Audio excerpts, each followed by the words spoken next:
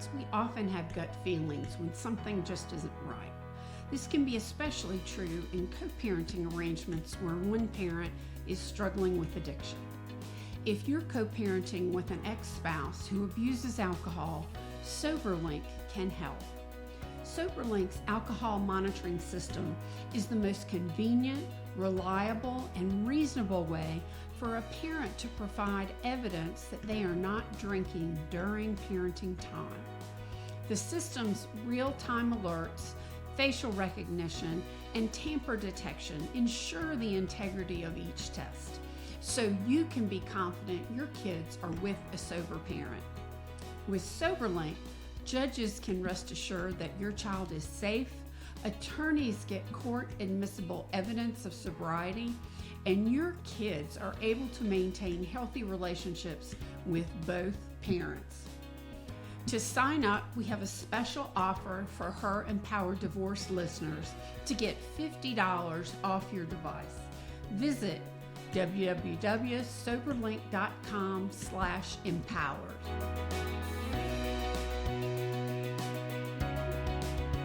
Hi, beautiful. I'm so glad you're here with me today. My guest today is Ilyssa Panitz, the only divorce journalist host with the Divorce Hour with Ilyssa Panitz on CRN Digital Talk Radio. She is fabulous, and she's going to share with me today about really why divorce is your reinvention, your new beginning of things to come. Ilyssa invited me to write for her magazine, Authority Magazine, and I jumped at the chance. She is gracious, vivacious, and incredibly intelligent, and she is so knowledgeable about the world of divorce, both personally and professionally. She is a woman who walks the talk of helping other women. Hi, Ilyssa. Thank you so much for being my guest today. It's so good to have you. Well, it's an honor to be here. I just love spending time with you. Your smile just boosts my day. As does yours. You mentioned the word reinvention, and it's a really interesting word. So tell me a little bit about what it means to you. Well, for me, it is about getting a do-over. And I always go back to the days on the playground, and you're like, oh, that didn't go right. I want a do-over. And of course, the teacher would always let you. And many times in life, we don't get that as adults. And a divorce, it is such a great opportunity to do that. I always say the D in divorce does stand for exactly that, do-over. And everyone thinks it means destruction and it's a finale. Well, not a finale. I grew up studying theater. And so everything is about acts and intermission. And divorce is really just your intermission. You know, the first act of your life may be done, but we have yet to see what's going to play out, in these new scenes. And that's what a divorce can be for people. Yes, you have to do the work to make things happen, but divorce, as you know, is all about mindset. And if you are really determined, again, there's that D, to say, I want all these great new beginnings. I want to find a new partner that's right for me. I want to go back to work. You know what? I think I'm going to go for that job and do things that I never got to do before because maybe the kids are with the other side. It's such a great opportunity to take advantage of all these wonderful opportunities. Absolutely. You and I have talked a lot about each of us reinventing ourselves. Can you tell me a little bit about what motivated you to reinvent yourself, and were you afraid at all of that journey? Well, I'll skip to the end. Terrified. Absolutely terrified. But for me, it was just a really down time in my life. And it was for a lot of reasons. I was in the middle of a horrific, very expensive divorce. I spent probably well over 20 years on the red carpet, hobnobbing, interviewing, celebrities. And then when my divorce happened, I was in the thick of it. Bam, COVID hit, and there was no entertainment in the whole world shut down. And while this was all happening, And I just started going on to Google a lot more, searching for, divorce this, and I'm putting in all these keywords, and Google got so overwhelming. And I really kind of had a freak out moment, and I just kind of grabbed my hair and like my head. I was like, stop. I don't understand. I don't understand. Everybody's talking to me. I don't know what language they're speaking in. And then I had this epiphany. I'm like, whoa, whoa, wait a second. I've been working as a journalist for well over 20 years. We have correspondence for everything. Duh. I'll just look at that. I'll just go to the divorce journalist. And there's got to be a way that I can learn what I need to know very quickly. But no matter how many times I turned on the TV, the radio, sifted through the internet, never once could I find the divorce journalist. And I was shocked when I really started researching the statistics and found out that up to 50% of all first marriages end in divorce, 60% of second marriages, 70% of 30, and we don't have a correspondent devoted to this. But again, going back to the pandemic, I'm watching the transportation correspondent, but nobody's flying. Everything's shut down. I'm watching the education correspondent, the shopping correspondent, but I'm sitting here looking at these statistics, and you don't have anybody devoted to that. Well, my job went south, and I've always taught my kids, be a leader, not a follower, take charge. And so I just decided to start something. I had the time, and I figured, why not? And I found people that I had relationships with, and I said, listen, you have this, I'll bring that, let's do it. And I started a column, which then grew into a radio show, speaking engagements, now events, and all for the sole purpose of communicating and sharing information. That's what my job is as a journalist. I don't tell you which way to go, but if you are going through a divorce, or you think that's where this is heading, I promise you, I got an expert for that. And we're going to talk about it, and we're going to help you understand it. I'm not your JD, your PhD, your CPA, your CDFA. What I am is your Waze and your GPS. And I'm going to guide you through this with, as you know, because you and I have collaborated before, with original content. So whatever phase of this you are in, you're planning your divorce, you're in the thick of your divorce, it's after your divorce, now what? We have professionals that are going to walk you through it. So every topic is fair game and on the table. Nobody gets beat up. We talk to an everybody audience because everybody's going through it. Even your extended family, your kids, your friends, your job. I mean, we are here for everyone. Absolutely, absolutely. So you talked a little bit about that your divorce was a little bit on the nasty side. Did you hit roadblocks along the way? What emotions did you experience throughout that process? Oh my gosh. Did I hit? For me, not, there was domestic violence, and I didn't even know what that was. I was so naive that I thought you had to be living in poverty. I thought you had to fit a certain profile, demographic. I didn't realize that domestic violence can happen to anyone. And what it is, it's not just physical, it's emotional, mental, stalking, religious, financial, it's sexual, it's so many different things. When I was told that I was the victim of domestic violence and they were assigning me a counselor to work with, I was like, wait, what? No, I'm mom. I'm running a magazine. I got carpool coming up, and they're like, no. And I didn't even realize what it was, kind of thing. So that became a big roadblock. Not knowing a thing about my financials, big roadblock. My first two attorneys could not handle my case, which became, Why not? Why it not? was very complicated. It was darting in many different directions. So yes, divorces can, people think divorce is A to B. Mine was going in so many different directions. I mean, your head would spin, and it was hard to keep up. And no matter how many times I wanted, to try to get things done, it just wasn't getting done. And that became a complication. And then there were so many other things that were happening. And then in the middle of the pandemic, I found out, guess what? You got to move out of your house. And like, where am I going to go? And, I had two small children. And so there were all these different things. And so finally, I found a lawyer who got it done. But that came with a cost. And so that was a problem. And so you have to, and I use this hashtag all the time, you have to build back better. And you may have to start from scratch. And watching your life blow up in smoke is gut wrenching. And you got to stay strong, especially, when you're that mom and you're that, you're that stable parent. And it's very hard to do.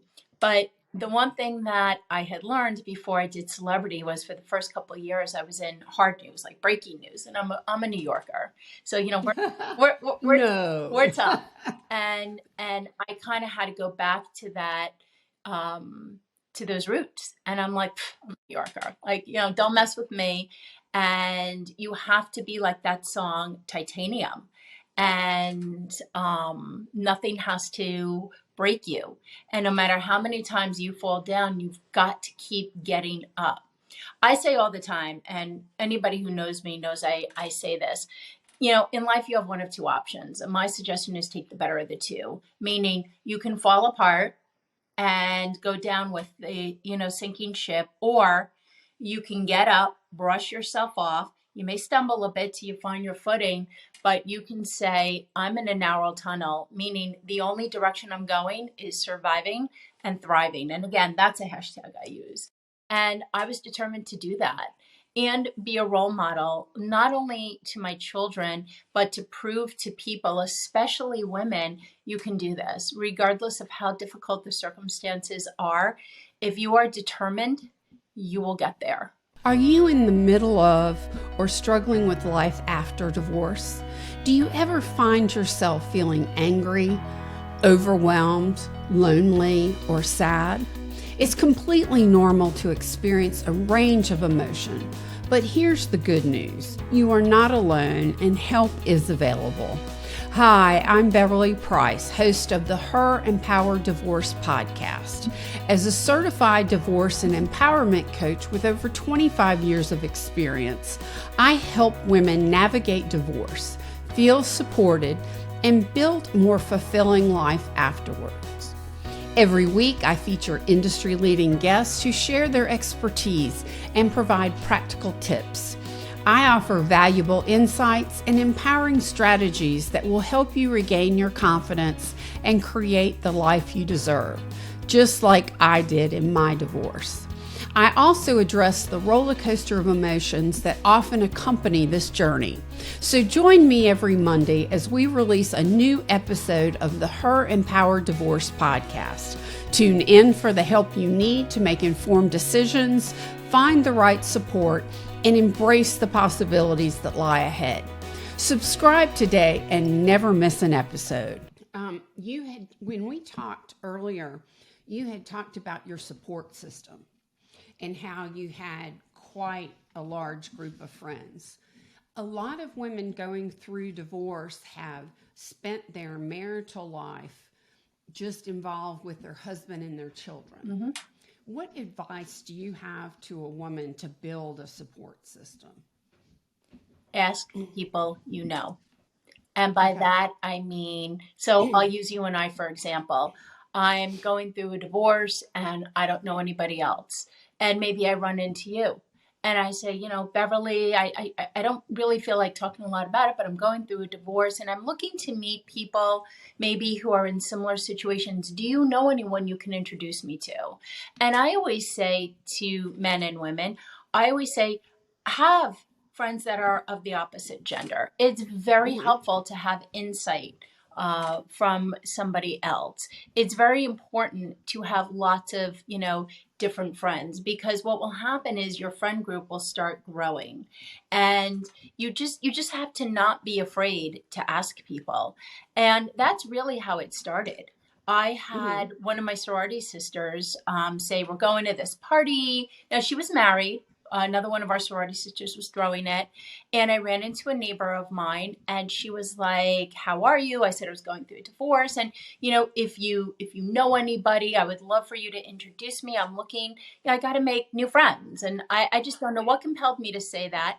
And she's like, "Oh my God, my best friend is here who lives in town. Her kids are different ages than your kids, but I'm telling you, you guys are going to be the best of friends. Come here, come meet her." And she grabbed my arm, and I met this girl, and lo and behold, she became one of my closest friends. We were both going through Oh, a difficult time. We both got it.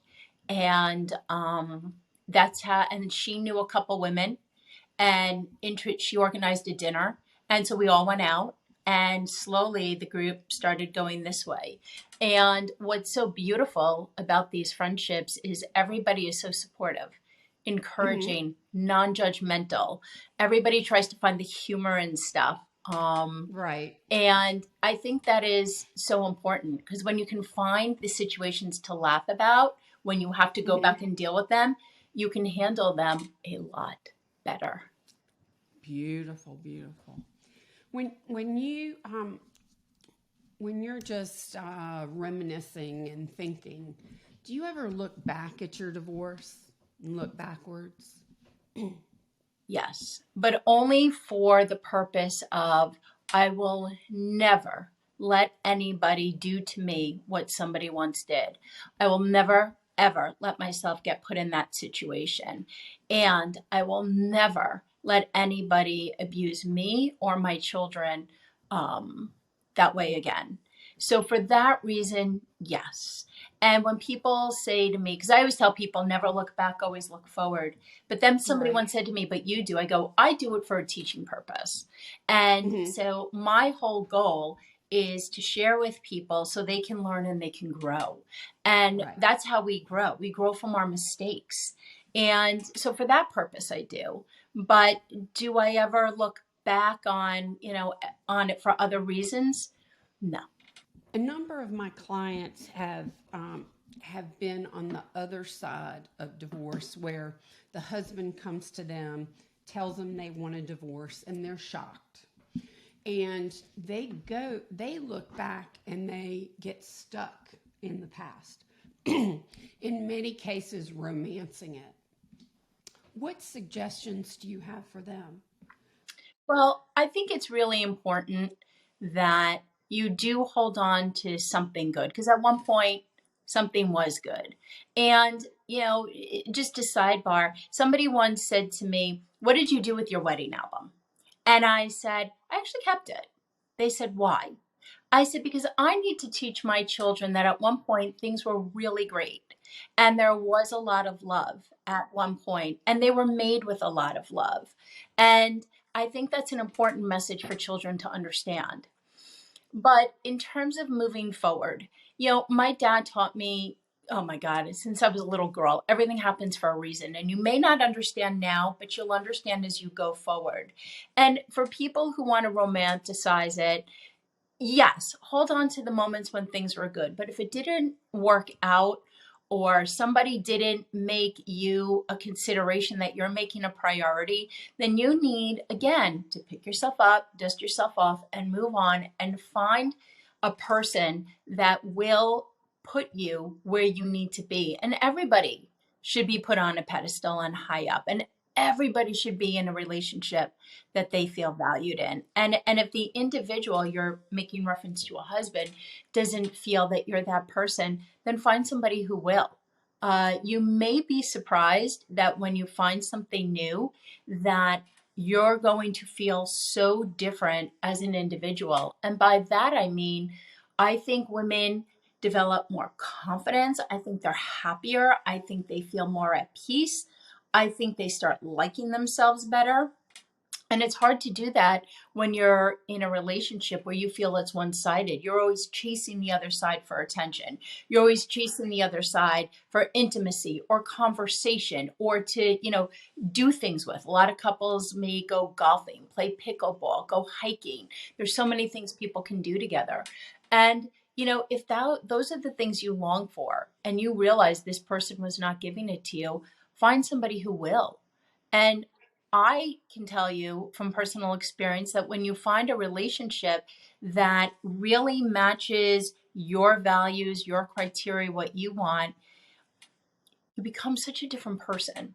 And sometimes, I shouldn't say that, all the time, different can be really good, because we again grow as, as people. And that's also wonderful for children to see also. A parent, especially one that they rely on so much, survive and thrive, and again build back better. Those are two hashtags I use on the show all the time, in columns all the time, on social media posts. They're important messages that we have to say over and over again. Absolutely. I encourage my clients and stress that that kind of life is possible. But one thing I'm very firm about is don't go from your divorce quickly into another relationship without learning about yourself. So, what did you learn about yourself on your journey? Well, I love that you said that, because I always say rule number one is, if you're going to date anybody, date yourself. And Oh, I like that. you can make up a fun dating profile, and you may be surprised some of the things that you write, some of the things you're like, oh, wait a second. And you can do little things for yourself. Divorce can be expensive, but you don't have to do expensive things. For me, when my kids were with, the other parent, I love the show Criminal Minds, and I would just make myself dinner. I'd get on the couch and I'd binge watch that, because I could never do that.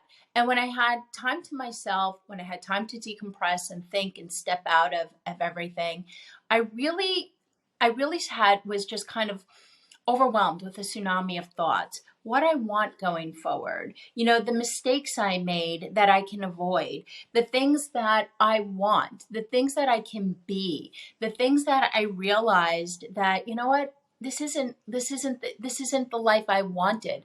This is the life and all of a sudden I would put the show on pause or turn it off, and I would just find myself writing like all these like mini lists. I didn't journal. I know a lot of people love to do that. But what I did find was I was sort of rediscovering myself.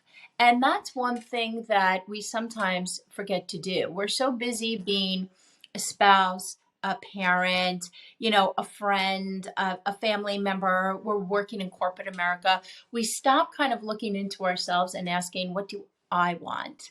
And when I had those opportunities to do that, it became a game changer. And then when, some time had passed and I was like, all right, I'll try the dating thing. I'm not looking necessarily for a relationship, but I do want to change my mindset that I'm not going to be married at some point, and I am going to be back out there. And I just want to gauge what it's like, and also the type of people that I'm meeting and the type of person I at some point want to attract and maybe meet. And so I used it as a learning experience. And I tell people that when they do date, don't put so much weight onto the whole experience. Use it as an opportunity to say, and I say this all the time, use it as an opportunity to be like at a buffet. You're kind of looking and exploring, you're sampling a lot of everything, but you're not committing. And by kind of looking around and exploring and saying, I'll try this, I'll try that, you're going to learn more and more about yourself and about the things you want going forward. And then when the time is right, you will be ready to meet somebody. But again, take it slow. I think one of the beauties, people talk about dating after 40 or even 50. And somebody said, what are the benefits to it? I'm like, I will tell you 10 reasons, but I'll give you the top 3. 1, you've already done the big milestone, like the big wedding. 2, you probably already had your kids, so already those pressures are off the table. 3, you are established. You are established as a person, as a career person in your life. You're not like sitting here saying like, oh my God, I got to do everything because I'm in my 20s. And you have a lot more to offer. And when you put all these things together, you realize that because you've had all these accomplishments behind you, you're going to exude a lot of confidence and you're going to be more sure of yourself. And that is a very attractive quality when you're out there. You're not sitting here Absolutely. so busy trying to find yourself with all these different things. You have more substance. And that is really something that I have noticed from a lot of people I've spoken to who go out to date that they look for in a partner. Hmm. It gives you more to talk about than where'd you go to college, were you in a sorority or fraternity, where'd you grow up? Like that only goes so far. You have to be Exactly. able to have other things. And I think that's the beauty of age. It gives you those Hmm. experiences and makes for a more stimulating conversation. And you get to know Yeah. somebody a lot better. Yep. I had a girlfriend tell me once when I was complaining to her why I wasn't in a relationship. She said, Beverly, why don't you take the time you spend complaining about not being in a relationship and use it to become the kind of person someone would want to be in a relationship with? And that hurt like the dickens, but it was the best advice I ever got, was to start thinking about myself in terms of, I would always think of myself as who I'm attracted to, but who am I attracting? And what kind of person do I want to be to attract the ideal partner that I want? It's so true. And everybody's in this mad rush because nobody wants to be alone. And Mm-hmm. it sounds so cliche, but it's all about timing and Mm-hmm. timing to be in the right place for a job, to meet someone, to get a place to live. There's so many different things. But Yeah. I always say that, don't put a rush on this. This is a really big decision, and nobody's got, you don't have a ticking time bomb, hanging over your head. This is your time now to really explore, to really think, to really go back and say, if you go out with somebody, and again, take things slow, coffee, a drink, a Mm-hmm. casual afternoon, brunch or something like that, and you know, and ask yourself what value that person brought into your hour or two together. What did you Right. talk about? What more would you like to learn about that person? You really have to kind of be a reporter and ask yourself a lot of questions to say, is this something that I want to maybe try again with this individual, or Mm-hmm. or maybe with somebody else? And what would I do different to try to get to know that person in the window that we have together? And I think if people Absolutely. start putting all these rushes on everything and trying to fill the void that they feel is no longer there, I think the results will be a lot more positive. Right. Absolutely. Oh, Alyssa, you're such a wonderful guest. I like to ask everyone to give the audience three actionable tips. What advice would you give to a woman who's in the middle of a divorce that might help her on her journey? Um, I think the first one is just to remember that, and I'm going to go back to something I said before. You're just an intermission. We haven't even written your next act yet. That's number one. Everybody thinks divorce is the grand finale. No, intermission. Um, I like that. Two, I think this is a wonderful time for people to really ask themselves a lot of hard questions. And the first one is, what do I want? It's Hmm. it's people think it's such an easy question to answer. It's really not. You gotta look at the whole big picture. And it's not just with dating. It could be with your career. It could be with, friends, reestablishing relationships you lost along the way, trying something new, getting out of your comfort zone. That is a big question to ask oneself. And I think the third is what you learned from your marriage, and what do you not want from that into the relationship you have going forward. These are, a friend of mine who was a therapist said, you almost have to corner yourself and you have to ask like a lot of these hard questions. There's no wiggle room. Hmm. You're not getting out. It's like you are really cornered, and you have to be prepared for, the answers. And you may not Hmm. like them, but they're all part. And I'm going to go back to something I said before, the growth. And so many people I know who have gone through a divorce have come out with these beautiful, inspiring, hopeful stories. And that doesn't mean I'm promoting divorce. I'm just saying that if this is something that you are going through, again, people share their stories with me all the time of what came out of it. And I have seen so many people blossom. And I think that is so inspiring. And that's what people have to hold on to. That's fantastic.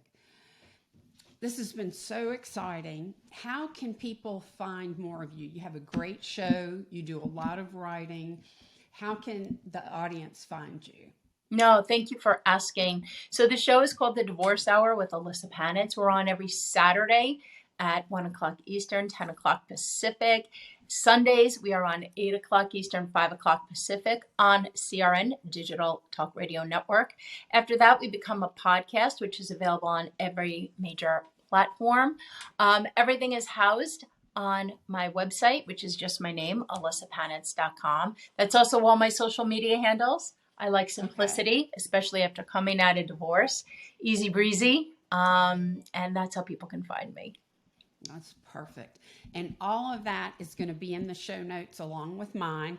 And you can find that at herempowereddivorce.com on the podcast page. Or you can watch our video versions on our YouTube channel, Her Empowered Divorce. Thank you, Ilyssa. You have just been a fantastic guest today. I've loved our time together. Thank you for having me. I loved it as well. And thank you out there for joining us on this episode of Her Empowered Divorce. If you'd like to learn more about being empowered, you can get a free copy of my ebook, 12 Tips to Empowerment, and you can find this in the show notes as well. Join me for our next episode where I'll be diving deeper into what other expert professionals can share in the separation and divorce journey. Take care and thank you for listening. Bye-bye.